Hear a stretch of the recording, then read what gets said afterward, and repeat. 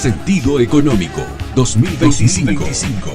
9 de la mañana y 40 minutos en la República Argentina y estamos comenzando con nuestro episodio número 175 de Sentido Económico. Así que, como suele decir el señor Bordato, que es co-conductor y co-creador de este espacio, buenos días Argentina, buenos días Oberá. Aquí estamos desde Radio Show, en esto que luego se va a convertir en un podcast, que va a ser nuestro episodio número 175 de Sentido Económico, quinto año que estamos junto a todos ustedes con información económica y financiera. Hoy estamos en un día bastante especial porque vamos a tener aquí en Argentina una licitación muy importante del Tesoro, importante a partir de que, estamos con ciertos signos de volatilidad en cuanto a las tasas, de eliminación de lo que tiene que ver con la liquidez de pesos, concretamente, que es lo que busca precisamente esterilizar el Ministerio de Economía también con esta licitación, además de rolear deuda.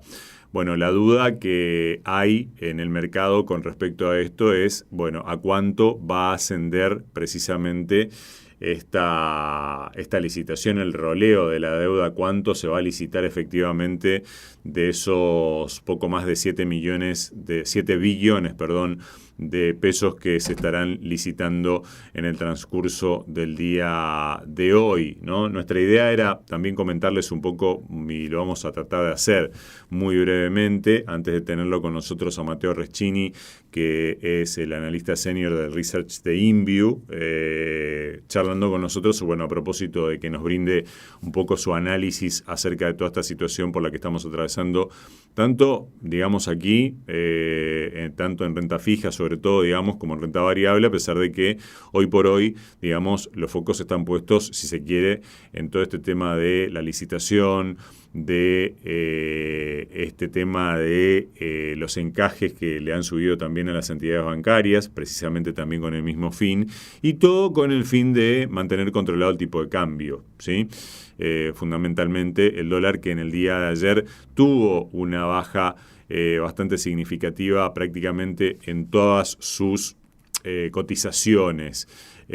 A propósito de eso, vamos a repasar las de cómo terminaron precisamente en el día de ayer las cotizaciones del dólar para, verificar en este caso de que efectivamente todas las cotizaciones tendieron a la baja, salvo la oficial, que no se movió en estos últimos días, estuvo en la punta vendedora en 1.370, el MEP bajó un 0,5% en el día de ayer, se ubicó en 1.354,90, el contado con liquidación bajó un 0,4 casi, 1.355 fue la cotización del final del mercado, y el cripto, que siguió en este caso, y de hecho sigue cotizando, pero que ayer más o menos a la misma hora del cierre de las otras cotizaciones estaba en 1.369,80, ¿sí?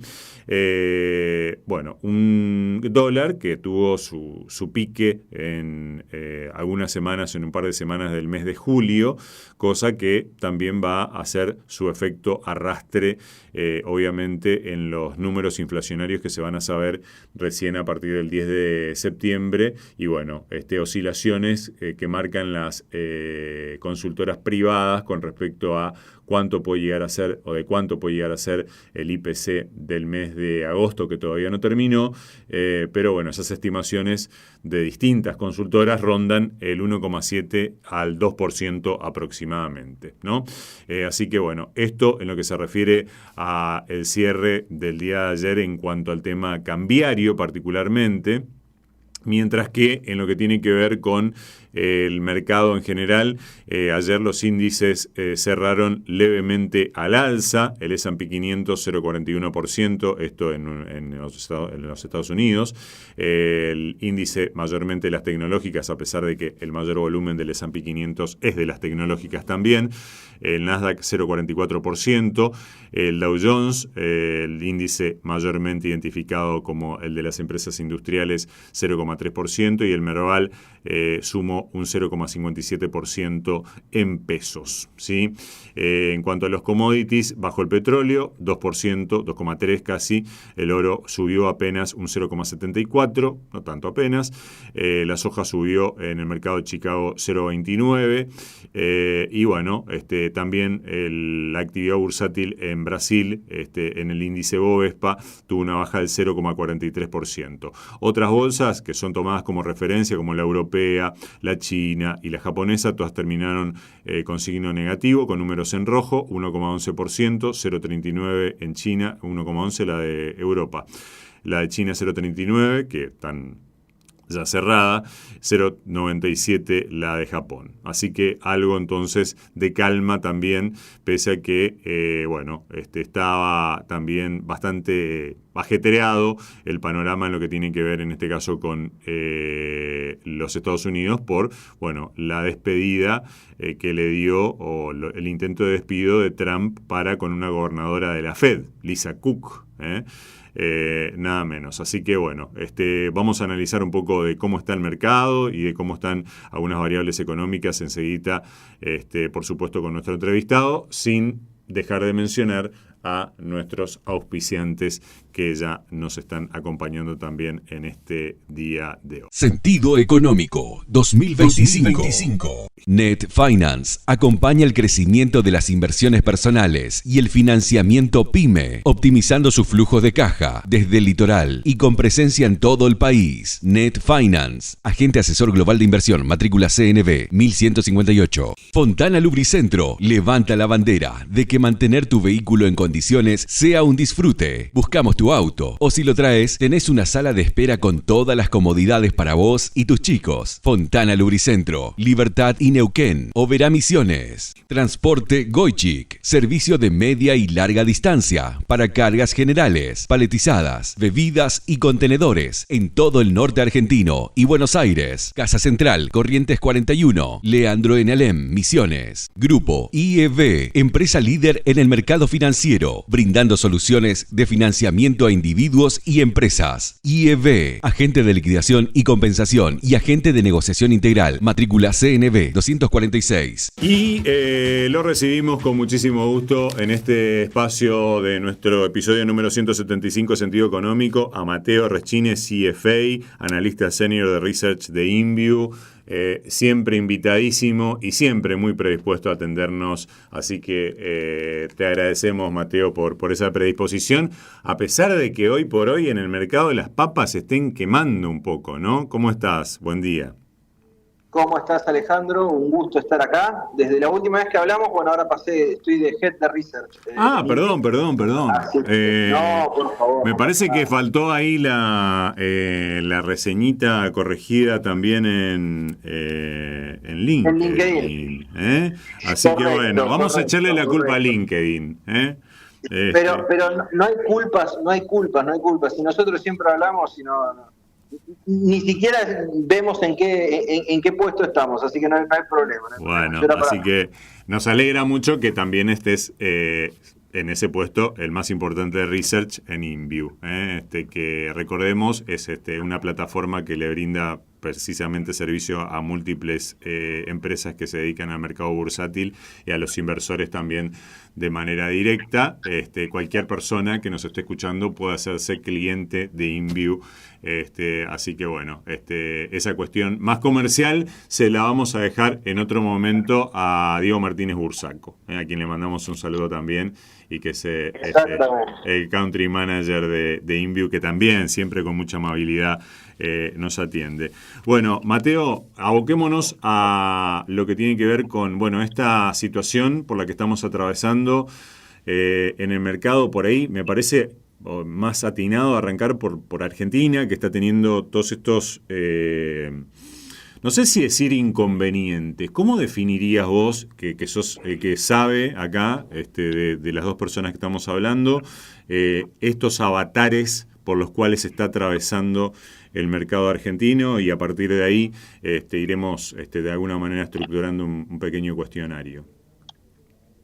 Bueno, a ver, primero sí, cuestiones comerciales, la próxima lo hablan con Diego, ¿viste? Nosotros siempre los de Research vamos, un research y un comercial, digamos, porque la parte comercial, viste, siempre la cuentan mejor los comerciales, digamos. Claro, obvio. Nosotros estamos en nuestro laboratorio, viste, alejados de esas cuestiones. Así que sí, a ver, lo que hoy tenemos, estamos en una situación de volatilidad de tasa, digamos, ¿sí? Muchas veces se nos reprocha a los que estamos en research, los que escribimos informes, que muchas veces no escribimos claro y directo, sino que hacemos, viste, una cosa medio así etérea, pero acá no hay forma de hacerlo, digamos. Esto es volatilidad. Estamos ante una situación de mucha volatilidad, en los cuales en las últimas semanas la tasa de caución ha llegado a cerrar a 2, al otro día se fue a 70 con un paso por 150 y al otro día ya estaba cerrando al 10 de nuevo, digamos. No hay una situación específica de decir, bueno, esto acá fue y vino la tasa, sino que está en constante movimiento y bueno, va a seguir así mientras sostengamos este esquema y mientras nos acostumbremos a este esquema, ¿sí? Porque el esquema de agregados monetarios, en el cual vamos a hacer una pequeña pausa para explicarlo, sí. En lo que es el manejo de la masa monetaria, ¿sí? En la economía hay distintas formas de encararlo, ¿no? En uno se hace un target de inflación, el Banco Central, y va poniendo y sacando dinero en la economía para llegar a ese target de inflación. Otros para eso, bueno, justamente ponen una tasa de referencia, ¿sí? Y van subiendo o bajando la tasa dependiendo de cómo ven que necesite, cómo ven que se necesite mover el esquema para llegar al objetivo de inflación. Sí. O, por ejemplo, dentro de esa misma herramienta tenés el de agregado monetario, que en vez de manejar, de fijar una tasa de interés, lo que se fija es la cantidad de dinero, ¿sí? Se dice, bueno, tienen esta cantidad de pesos para jugar, vayan a jugar, ¿sí? Uh-huh. El presidente del Banco Central ha puesto alguna que otra vez el ejemplo de que Argentina es como un alcohólico, ¿sí? con los pesos, digamos, ¿no? Entonces nosotros recibimos pesos siempre y bueno, estábamos acostumbrados a recibir siempre pesos en exceso y en cantidad todos los días. Entonces ahora, bueno, nos racionan las cervezas, digamos, nos dicen, sí, bueno, tenemos 5 cervezas a la semana y te voy a dar las 5 cervezas, arreglate con eso, no te doy más, ¿sí? Uh-huh. Entonces, eso es un poco lo que se está haciendo con el agregado monetario. Entonces, si nosotros tenemos una cantidad de pesos, ¿sí? Fija, ¿sí? que fija, más que fija, dictaminada por el Banco Central, digamos, sí. A partir de eso tenemos que arreglarnos, ¿sí? Nosotros con esa cantidad de pesos y dependiendo de si las instituciones financieras o los individuos están faltos o sobrados de pesos, no necesariamente toda la economía, sino que puede llegar a ser alguna situación particular de los individuos y las instituciones en algún día pueden llegar a estar faltos o sobrados de pesos, va a subir o bajar la tasa de interés para conseguir esos pesos. Ok, para chupar esos pesos y para que lo atractivo sea hacer tasa con esos pesos. Y bien, no hacer qué cosa, digamos. Pero un momento, no, ahí hay una cuestión que no sé si estoy de acuerdo con chupar esos pesos, porque cuando hablábamos de chupar generalmente hablábamos de que el Banco Central sí chupaba esos pesos para sacarlos de que no estén en exceso. Claro. En este caso estoy hablando de que el Banco Central ya nos dio los pesos para jugar, sí, y que por situaciones de encajes o por situaciones de operatoria diaria, algún banco algún día puede necesitar más pesos al final del día y salir a buscar esos pesos, pero no necesariamente chupar los pesos, uh-huh, sino salir a buscarlos por su actividad habitual, ¿sí? Y eso hace que la tasa suba o baje sin ningún tipo de intervención, o sea, no intervención como con un tinte, viste, cargado. No, negativo, no, sí, digamos. no como una cuestión ideológica, por decirlo. Claro, no como una cuestión ideológica, pero sin que intervenga el Banco Central Sin como que decir, nadie una parte arbitre. más en el mercado. Sin que nadie arbitre. Claro. Claro, no, es una situación donde de repente van a salir a buscar esos pesos porque el Banco Central ya hizo lo que en el esquema se encarga de hacer, que es darnos los pesos para que los tengamos. Exacto, muy bien. Punto. Y después nosotros nos arreglaremos y manejaremos la tasa, la tasa flotará, digamos, eso es el esquema teórico, digamos, del agregado monetario. Ahora, vos me decís, lo que estuvo pasando en las últimas semanas, ¿está de acuerdo con la teoría? Parte y parte, ¿sí? Porque hay parte, digamos, que justamente la teoría dice que ante un esquema de agregado monetario la tasa de interés en pesos va a ser más volátil. Bueno, eso podemos decir que pasó, digamos, no tenemos dudas. No hay forma de interpretarlo que nos diga que no, digamos, eso pasó, perfecto. El tema es que, en el medio tuvimos situaciones donde se trató de aniquilar esta liquidez excedente y para eso el Banco Central empezó a operar un poco en algunas ruedas, digamos, ha aparecido en la rueda de repo, ¿sí? La rueda de pases contra el Banco Central de las instituciones financieras. Ha habido rumores, aunque todavía no estamos seguros bien quién fue, de que la semana pasada apareció algún ente relacionado al gobierno a comprar deuda en pesos. Entonces, estamos ante una situación en la cual hay cierta, nuevamente, no quiero decir intervención, pero formaron parte del mercado, ¿sí? Tanto Becerra formaron parte del mercado. La suba de los encajes a los bancos también. Exactamente, ya tuvimos varias subas de encajes en toda esta situación. La de esta semana fue distinta a la anterior. También, si querés, comento un poco cómo funciona por favor, el sistema de banca fraccionaria, digamos. Y acá lo que nosotros tenemos es que lo que empieza siendo, como decirte, un esquema regulatorio, ¿sí? En lo que sería para seguridad del depositante, termina siendo una herramienta de política monetaria, ¿sí? Sí. Entonces, la cuestión es la siguiente.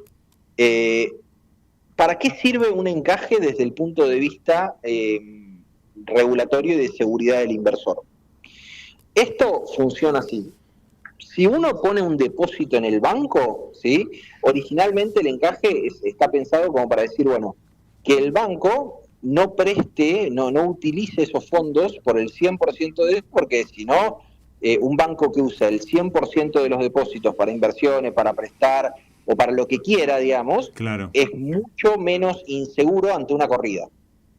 Totalmente. ¿Sí? O sea, no estamos pensando que todos los bancos van a tener corrida, ¿no? Pero no, si el banco usa el 100% del dinero, sí, hay más chance que vos vayas al banco y le digas, dame el dinero y te diga, no lo tengo. No lo tengo, digamos. Claro.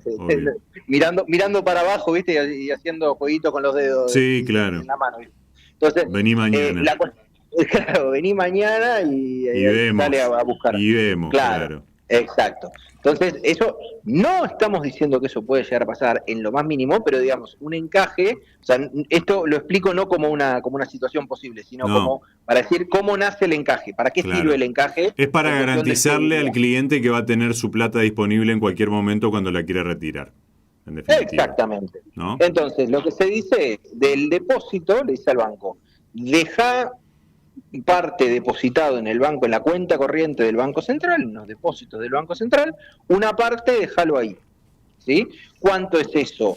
10%, 20%, 30%, etcétera, etcétera, etcétera. Claro. ¿Sí? Entonces, esa es la cuestión, o sea, este encaje fraccionario, vos dejás una fracción, lo dejás encajado en el Banco Central, ¿sí? Entonces, eso es la razón de seguridad de existencia. Claro, el motivo original por el cual se creó el encaje. Vamos a decir, claro, para que no vuelva a pasar, como decís vos, una corrida y que vuelvan a pasar cosas que ya han ocurrido en otros momentos históricos también en la Argentina. Esto forma parte, digamos, de todo un cambio en la legislación que se fue dando con el correr de los años. Ahora, al encaje... En Argentina y el mundo, digamos. Seguramente. El mundo también. Claro. Los encajes existen en todos lados, digamos. Algo normal. No, y decía de las cosas que habían pasado, ¿no? Claro.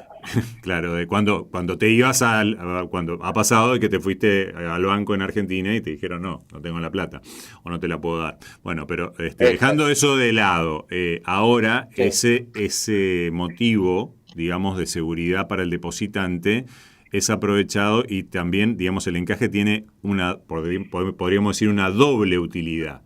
También tiene una utilidad para el Banco Central. Exactamente. Que nuevamente, como te digo, los encajes funcionan así en todo el mundo, en el resto del mundo también funcionan así. Uh-huh. Entonces, ¿qué hace el Banco Central? Le dice, claro, si yo subo los encajes, ¿sí?, hago que los bancos tengan que salir a buscar pesos para poner en el encaje y cumplir con la regulación, y eso disminuye la cantidad de pesos que hay en la economía. Claro, me ayudan a sacar liquidez del mercado, digamos. Exactamente, y además los bancos no crean más liquidez. Claro. Porque si el banco puede prestar el 100% de los depósitos, y yo hoy deposito $1.000.000 de pesos, el banco puede prestar por ese $1.000.000 de pesos. Uh-huh. Entonces, mi $1.000.000 de pesos que estaba depositado en el banco también lo está usando otro mientras tanto. Claro. Si tuviésemos un costo. Entonces, como que se te duplica la cantidad de dinero que vos tenés en los depósitos.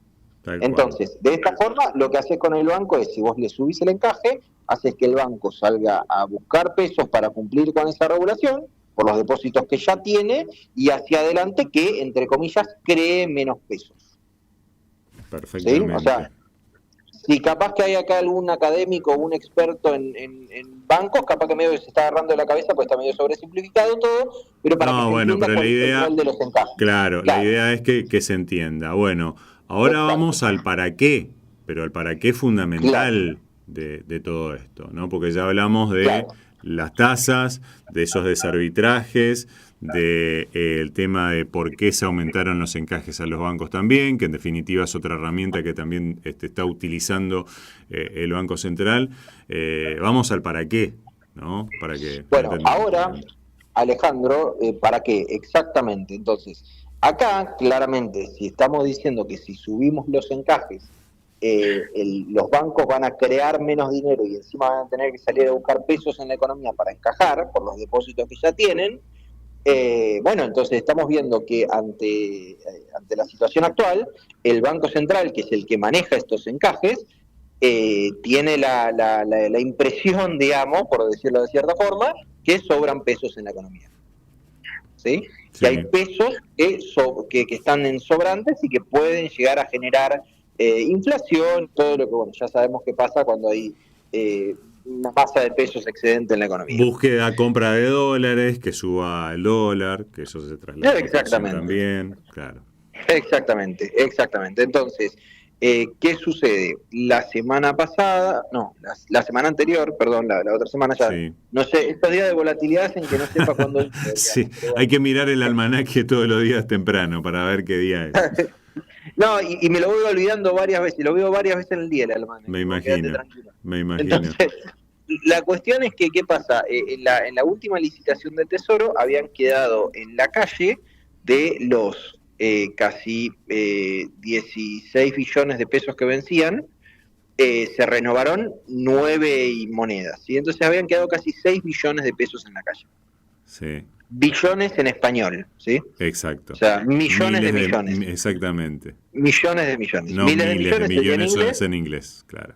Exactamente, los billions, digamos. Exactamente. O sea, sabes que alguien que cuando empiezan con billions, yo ya no sé en qué idioma están hablando. Claro. Te tengo que preguntar, ¿cuántos ¿Qué ceros? cantidad? Claro, ¿cuántos ceros? Tal cual.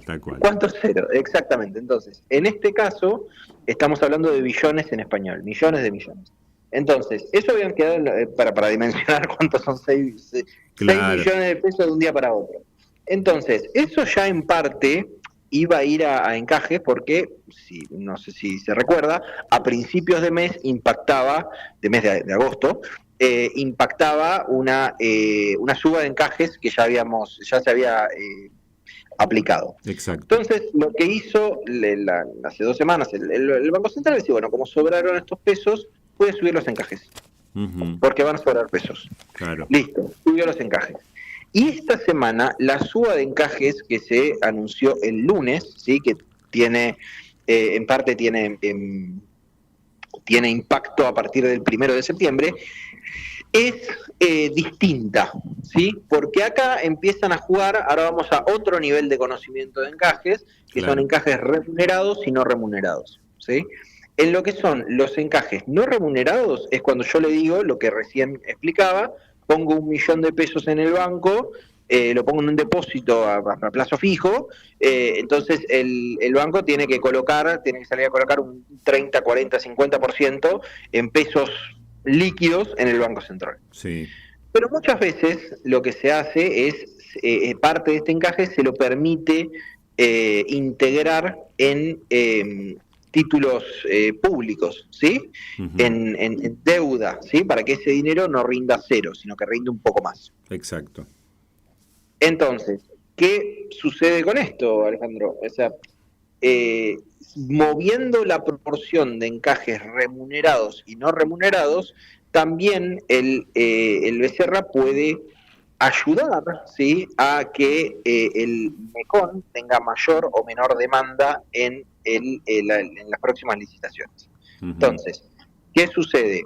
El lunes tuvimos esta nueva regulación de encajes que plantea que ahora hay una suba de encajes, pero que puede ser integrada con títulos del Tesoro licitados en la subasta, en la licitación primaria, claro. Por más de 60 días de plazo. Entonces, esta última suba de encajes fue más, que es con encaje remunerado, fue más para ayudar en la licitación de hoy, ¿sí? A que tenga un poco más de demanda el MECON, que sale a renovar 5 billones de pesos, para tratar de ayudar un poco más a esa licitación y que no queden pesos en la calle. Claro. Porque de esa forma el banco sale a tomar esos pesos y que se genere una situación de rollover más sostenible. Ahora, bueno, a ver, lo acabas de explicar muy claramente. Ahora, con estos niveles de tasa, ¿no termina siendo gravoso, por decirlo de alguna manera, también para el Tesoro decir, bueno, yo te remunero una parte de esos encajes? Si participás de la licitación de hoy, más allá de que obviamente es un gancho, es un atractivo más, digamos, para que, como decís vos, los bancos participen de la licitación y teóricamente se logre esa eliminación o esa, ese fin que persigue, que es precisamente quitar la liquidez sobrante de la cual estábamos hablando. Bien, sí, claramente. Pero acá hay una cuestión de dilema, no solo de problema. Y ahí ¿sí? Estamos en el tema, muy bien. Desembocamos en el cuello del embudo. Exactamente. Una vez escuché a alguien que decía que no hay que, o sea, que en historia militar, en tácticas militares, decía que no había que generar problemas porque los problemas tienen una única solución. Hay que generar dilemas porque siempre hay un trade-off en los dilemas. Vos favoreces a uno y perjudicás al otro. Claro. Acá estamos ante un dilema, ¿sí? Y yo entiendo lo gravoso que eso es para el Tesoro, y es verdad, sí, y además que también uno puede llegar a decir, otra cuestión gravosa que puede llegar a decir es, el Tesoro está convalidando estas tasas de mercado. Exacto. Que, entre paréntesis, el Tesoro te dice, y claramente hay que convalidar tasas de mercado, ¿qué voy a hacer si no? Claro. Porque tenemos una situación donde yo tengo que endeudarme y estas son las tasas de mercado, ¿qué hago? ¿Salgo a forzar al mercado a cobrar menos? ¿Por qué? Claro, solamente porque yo estoy participando y yo soy el Estado, ponele.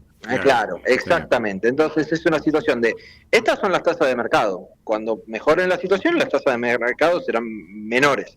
En tal caso está diciendo, yo tendría un problema si me estoy financiando a tasas por encima del mercado. Claro. Y no necesariamente es así.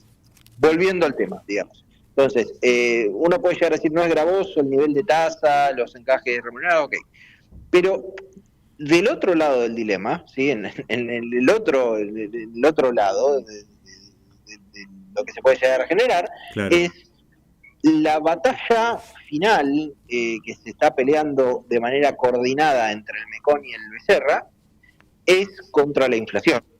Uh-huh. Este es un gobierno que prometió políticamente, ya, o sea, es una promesa política, ¿sí? de este gobierno, el acabar con la inflación de una vez por todas, de manera final, ¿sí? De definitiva. Exacto. ¿Sí? Entonces, en este caso, mantener ese nivel de tasa y que no dejar que vayan pesos a la calle, busca que no aumente la inflación de ninguna forma. Algunos plantean que esto es hasta las elecciones, algunos plantean que hay una cuestión electoral de por medio. Sí. Ok, puede haberla, ¿sí? La verdad es que puede haberla. Lo dio a entender también, lo dio a entender un poco el otro día el ministro de Economía en unas declaraciones también. De que esto hasta octubre más o menos se iba a mantener de esta manera, ¿no? Sí, exacto, o sea, tenés una situación electoral en el medio como pasa cada 2 años, ¿sí? O sea, siempre aplica a todos. Lo que tenemos es que, bueno, ok, puede haber yo vengo a relativizar eso, digamos, es decir, ¿puede haber una cuestión electoral? Sí, ok, pero ¿qué cambia, digamos? Estamos ante la misma situación, digamos, o sea, claro, es lo mismo, digamos, o sea, el objetivo claramente, si es hasta las elecciones o no, no sé, pero hoy, digamos, en la licitación de hoy y en la licitación que haya a mediados de septiembre y la que haya a fines de septiembre y la que haya a mediados de octubre, antes de las últimas elecciones que tengamos, que son las nacionales, es el mismo, es claro, frenar no cambia, la inflación a como dé lugar. No cambia, claro, o sea, eso no cambia, eso está y es un condicionante permanente hasta el momento en el que claro, esos acontecimientos se desencadenen, digamos, ¿no? Exactamente. Entonces, medio como que me dicen, bueno, está bien, pero esto es hasta las elecciones. Claro, de acá a 3 meses te vas a sentir mejor, Mateo, ya se te va a pasar la fiebre y el dolor. Ah, bueno, ok. Claro, o sea, ok, está bien, pero la situación es que mientras tanto hoy tenemos fiebre y la tenemos que hacer algo. Claro. O sea, esa es la situación de lo que estamos viendo hoy. Exacto. Entonces, ¿qué pasa? Podemos decir, bueno, este esquema, digamos, ¿este esquema tiene problemas? Sí, tiene problemas, obviamente, o sea, va a generar algún tipo de problemas. O sea, estos niveles de tasa, y más aún las tasas reales, que son bastante altas también, ¿pueden llegar a generar problemas? 100% pueden llegar a generar problemas. Pero obviamente esto es un dilema, ¿sí? Estamos ante un dilema. El dilema es bajar la inflación o pagar los costos, bajar la inflación y pagar los costos, o dejar correr un poco más a la inflación y bajar los costos de tratar de bajar a la inflación, ¿no? Claro, exacto, de que el impacto no sea tan notorio en, como decís vos, por ahí desde la cuestión más técnica, eliminar la claro, liquidez sobrante, lo que implica de claro, que, contribuye a bajar la inflación, claramente, pero también te baja el nivel de actividad, estos niveles de tasa te encarecen el financiamiento, en todo sentido, para empresas, para individuos, para la tarjeta de crédito, te encarece el crédito también, y va generando esos efectos colaterales, si se quiere, ¿no? En tanto y en cuanto, bueno, vos sigas firme, digamos, teniendo la lanza, digamos, de esa batalla final a la que vos te referías, ¿no? Exactamente, entonces eso es lo que digo, o sea, acá hay un dilema, o sea, bajar la inflación con los costos que eso conlleva, o dejar correr un poco más la inflación para morigerar un poco esos costos. Totalmente. Para redondear, Mateo, y desde ya agradeciéndote... Perdón, sí, y una cosita más, o sea, en ese dilema cada uno puede tomar posición, ¿sí? Yo tendré mi opinión, vos tendrás tu opinión, un tercero tendrá su opinión. Lo que acá queda bien claro es cuál es la opinión del gobierno. Y hoy por hoy es focalizarse en la baja de la inflación. Entonces, por eso nos sorprende que se convaliden estas tasas, que se sigan subiendo los encajes, que se siga aspirando a la liquidez. Así que, mientras tanto, esto, al menos hasta las elecciones, va a continuar así. No veo que vaya a haber un cambio dentro de poco, para tratar de morigerar esos costos. Totalmente. Ese es el punto, digamos, de lo que quería cerrar. Perfecto. Y ya pasando un poco al tema de cómo nos movemos, digamos, con una cartera, ¿no? Particularmente, a ver, no vamos a poner de ejemplo, no sé, a ninguna en particular, vamos a decir, o sí, digamos, a un inversor moderado, por decirlo de una manera, un perfil moderado. Evidentemente, esto también tiene su correlato en el mercado. Está teniendo su correlato en el valor de las acciones, está teniendo su correlato en el Merval. Describinos un poquitito, en todo caso, cuál sería la mejor manera de pararse frente a toda esta situación, que bueno, ya sabemos más o menos por dónde viene, pero bueno, nos gustaría que nos la cuentes vos, como para también tener tu opinión experta. Perfecto. Sí, a ver, el mercado, o sea, la primera de todo esto de lo que estamos hablando, la primera ramificación que tuvimos es bastante sencilla, y fue la suba en general de las tasas, ¿no? O sea, estamos ante una situación de tasas bastante altas, ¿sí? Uh-huh. Tasas de tasas reales por encima del 20, 30, han llegado a estar por encima del 40%. Cuando hablo de una tasa real, estoy hablando de una tasa por encima de la inflación, ¿sí? Exacto. Entonces, eso es alto, ¿sí? Siento que estoy diciendo una absoluta obviedad porque lo es, pero sí, o sea, eso lo que nosotros vemos ahí es que mientras estamos tratando de contener todo y soportando un poco la volatilidad electoral, porque también esto no es solo una cuestión de que el gobierno decide que las tasas las pone ahí, el gobierno tolera que las tasas se vayan ahí. Tal cual. Y también tenemos una situación en la cual hay factores extraordinarios como pueden llegar a ser las elecciones. ¿Sí? Todos tenemos incertidumbre respecto de cómo va a ser el resultado electoral desde acá hasta fin de octubre, ¿sí? O sea, cada uno puede llegar a tener su opinión de cómo puede salir. Por supuesto. En esta fecha. Sí. Esa es la cuestión. Entonces, también eso contribuye a la volatilidad que estamos teniendo en las tasas en pesos, y ahora empezó a influir un poco más, me parece, en estas últimas semanas un poco más, también con un poco la volatilidad política, ¿no?, que estuvimos teniendo, todas estas filtraciones y todo que estuvimos viendo la semana pasada. Sí, pero más lo electoral, creería, ¿no? Antes que estos episodios que, bueno, no, a lo mejor, digo, no serán menores, o sí, ya lo dirá la justicia, pero más atribuible a esta cuestión electoral, al horizonte electoral, antes que a un hecho puntual como digamos, ¿no? Sí, yo creo que hasta la semana pasada venía siendo electoral. Lo que vimos el lunes y el martes, me parece a mí que se debe, el lunes se debe un poco más a un ajuste, digamos, por toda esta, un pase de factura, por así decirlo. Un pase a precio de todos los escándalos que se fueron dando. Exactamente. Pero eso fue a partir de esta semana, digamos, ¿sí? O sea, lo anterior venía siendo más electoral, como decíamos. Uh-huh. Entonces, en ese caso, nosotros, ¿dónde estamos parados para una cartera moderada? Bueno, nosotros recomendamos específicamente una cartera moderada, en la cual tenemos un 40% de permanente.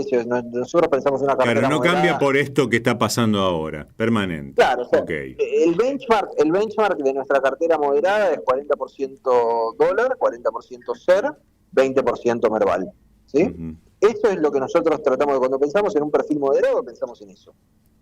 ¿Por qué? Porque SER es un 40% trata de seguir la inflación, un 40% trata de seguir el tipo de cambio, y un 20% de Merval para un perfil moderado. Obviamente un perfil agresivo siempre tiene más Merval, un perfil más conservador siempre tiene más dólares, ¿sí? Uh-huh. O sea, esa sería la cuestión.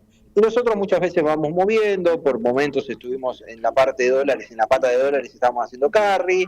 Hoy, ante toda incertidumbre, volvemos a las bases, vamos neutrales al benchmark y tenemos activos SER, ¿sí? Nosotros tenemos en ese caso el TZX26, ¿sí? Es un bono a tasa real que está rindiendo esos rendimientos que te comentaba recién, bastante altos, digamos. está por encima del 20%, y por otro lado tenemos el fondo, el Schroders Renta Performance, ¿sí? Como para tratar de tener un poco más de diversificación en distintos títulos, ¿sí? Uh-huh. Eso para la pata cero. Obviamente el Schroders Renta Performance es un fondo común de inversión que sigue a los activos CER, ¿sí? Tiene bastante adentro, y bueno, está posicionado en esos activos, ¿sí? Perfecto. Incluso ayer, para que te hagas una idea, digamos, el TZX26 que estábamos hablando, ayer comprimió un poco de rendimiento y terminó el día cotizando más o menos al 27% por encima de la inflación. Entonces, sí, entonces esa es la cuestión. Vence el 30 de junio de 2026, así que no es un título tan largo tampoco, y decíamos, bueno, para un perfil moderado no lo vamos a mandar a 2030, digamos. No, claro. Al año que viene lo podemos mandar sin que se nos vuele la peluca, digamos. En lo que respecta a la pata dólar, bueno, nosotros ahí adentro tenemos parte, ¿sí? en un BOPREAL, ¿sí? el BPO 28, es un BOPREAL que vence más allá de la gestión Milei, pero la cuestión es que ese título está rindiendo por encima del 10%, que es algo que nos gusta, estaba 11 y monedas, y además de eso es riesgo Banco Central, ¿sí? Claro. Que en tal caso mucha gente viene y me dice, y bueno, pero riesgo Banco Central es todo lo mismo con el Tesoro. Ahí nosotros tenemos una respuesta bastante definitiva, y es, si realmente te parece lo mismo, no hay drama, no hay ningún tipo de problema. Compramos un bono. Que compramos un bono del Estado que rinden más y ya está, digamos. Claro. O sea, y si realmente... no, te dicen, ahí te deben decir, no, está bien. No, claro, está bien.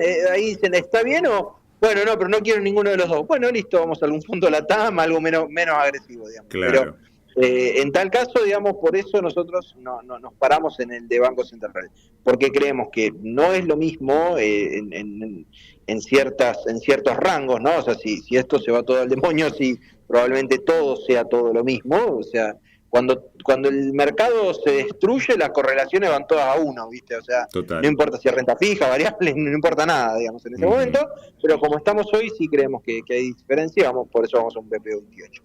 También sumamos un Schroders Retorno Total, que es un fondo de ONs, y un Compass Renta Mixta Dólares, que es un fondo de renta fija LATAM y algo de Argentina, ¿sí? Es un fondo LATAM un poco más agresivo que los viejos y queridos fondos LATAM que invierten bastante corto o en T-bills hasta donde pueden por revolución. Claro. Y en lo que respecta a Merval, tenemos Pampa, que nos gustan bastante las energéticas y no nos gustan tanto los bancos. No tenemos tanto tapujo en decirlo porque hace más de un año que estamos en esa posición. Sí.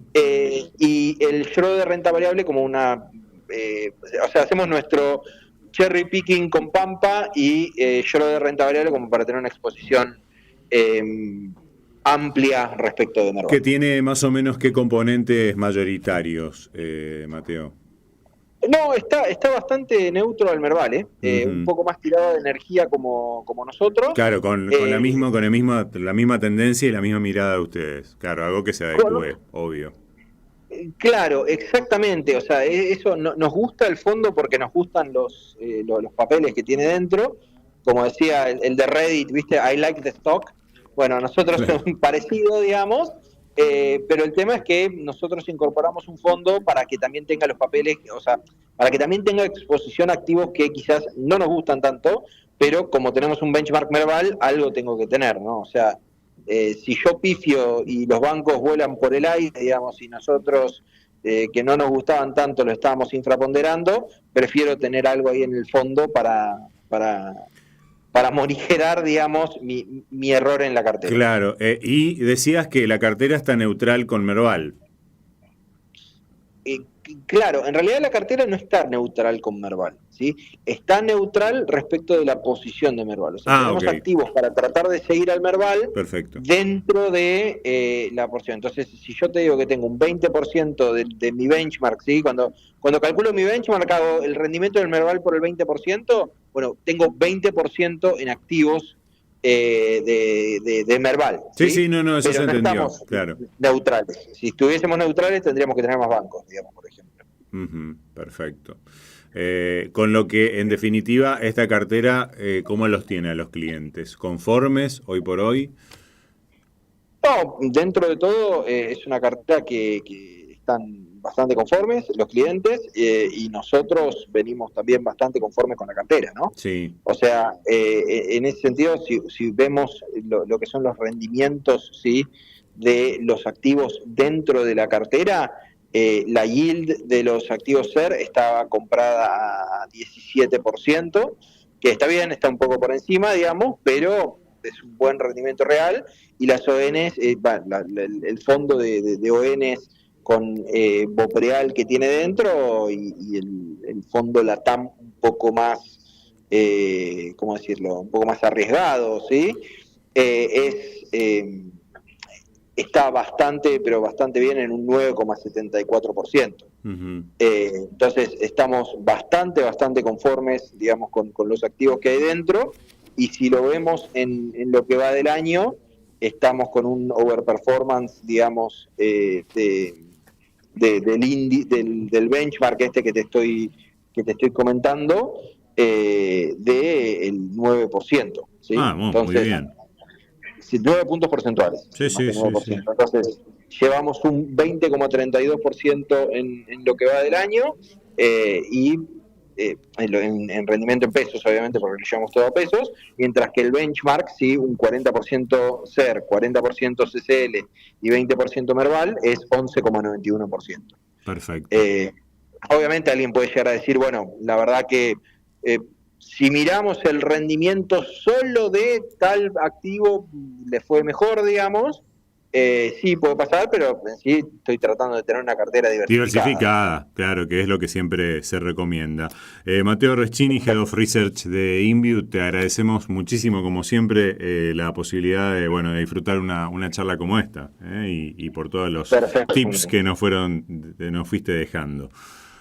Perfecto, Alejandro. Bueno, un gran abrazo y gracias por tu participación. Un abrazo muy grande y como siempre es un gusto estar acá. Bueno, gracias, igualmente. Matteo Reschini, Head of Research de InView, charlando con nosotros en este momento tan particular en el que estamos atravesando en el mercado argentino, como consecuencia de todas estas cosas que él explicaba muy, pero muy detalladamente y claramente también. Así que nosotros con Sentido Económico nos despedimos hasta la próxima semana, y con Sentido Común, que es lo que engloba a este podcast y a este programa económico también. Así que Sentido Económico semana que viene, Sentido Común mañana, de vuelta con ustedes.